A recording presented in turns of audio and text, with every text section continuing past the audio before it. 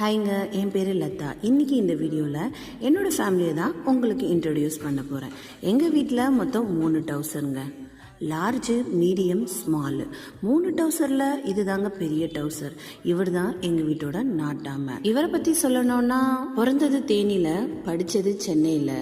இஷ்டப்பட்டு ஒரு பொண்ணை கல்யாணம் பண்ணிக்கிட்டாரு. ஆனால் அங்கே கஷ்டப்பட்டு வேலை செய்ய முடியாமல் பிடிச்ச ஊருக்கு இஷ்டப்பட்ட பொண்ணை கூட்டிகிட்டு வந்துட்டார். இப்போது எவனுக்குமே பதில் சொல்லாமல் அவர் இஷ்டத்துக்குன்னு அவரோட வேலையை சந்தோஷமாக செஞ்சிட்ருக்காரு. இவர் தாங்க மீடியம் டவுசரு. பிறந்தப்ப நான் தூக்கி சுற்றினேன். இப்போது என்ன தூக்குற அளவுக்கு இவர் வளர்ந்துட்டாரு. அம்மான்னு பின்னாடியே ஓட்டிகிட்டு வந்துட்டு இருந்தார். இப்போது அம்மாவையே அட்வைஸ் பண்ணுற அளவுக்கு பெரிய ஆள் ஆகிட்டார்.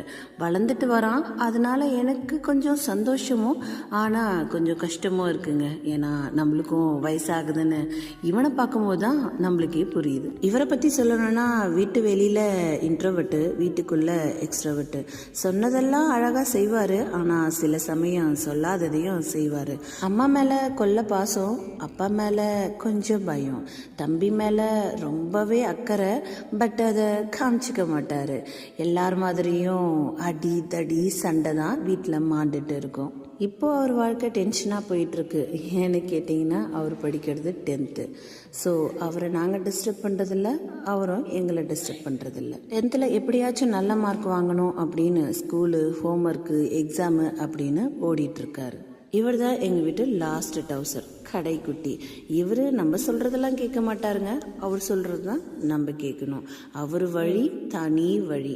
எப்பவுமே அவர் நினச்சதை தான் செய்வார். அப்படியே ஏதாச்சும் நடக்கலை அப்படின்னா இருக்கவே இருக்காரு அவங்க செல்லாப்பா. அவரை ஐஸ் வச்சு கொஞ்சி எல்லாத்தையும் சாதிச்சுப்பார். இவருக்கு அப்பானா ரொம்பவே உயிர். எங்கள் எல்லாருக்கும் இவனா உயிர்.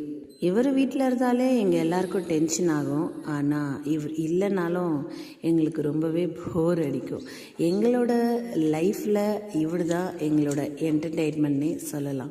இப்போது இவர் படிக்கிறது 4th.